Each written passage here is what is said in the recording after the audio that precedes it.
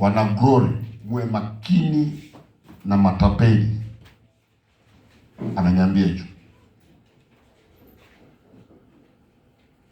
muwe makini na hii.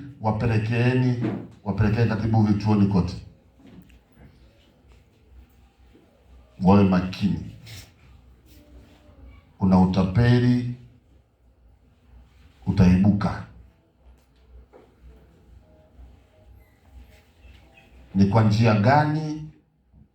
Utapeli huko njia nyingi, sawa. Hilo la kwanza. Kwa hiyo asije mtu akakupigia simu kwamba naomba hiyo hela unitumie kwenye namba hii. Asije mtu akakutamanisha kwamba kuna biashara si ya kitu gani na kitu gani na kitu gani, tuma hela. Asije mtu, sawa. Asije mtu wa design hiyo. Namba 2, roho ya magomvi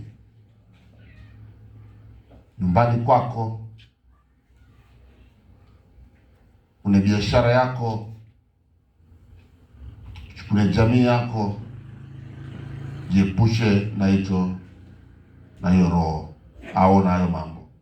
Ukiona kuna kutofautiana lugha, anakushambulia, emka pembeni, jiepushe na hiyo. Nimeona vitu viwili.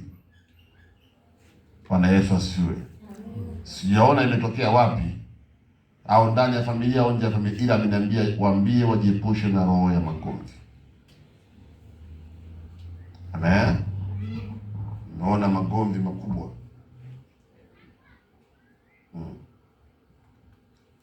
Kwa hiyo wana Glory, muwe makini na mambo mawili katika muda huu. Yamkini nije nikwambie au nisije nikwambie. Kuna kipindi kimoja tulipata changamoto hapa ndani ya kanisa. Tulichukuliwa, waliiba vyombo. Nilipokuja kusimama madhabahuni hapa nikasema vyombo hivyo vilivyoibiwa vitapatikana. Na kweli vilipatikana. Bwana Yesu apewe sifa. Waliokuwepo wanakumbuka. Vikaja vikachukuliwa baadhi ya vingine, nikawaambia sioni kurudi. Vimerudi. Mpaka leo mjifanye. Kwa hiyo ninakuja kukujengea uwezo ili uwe vizuri. Usisahau haya mambo mawili.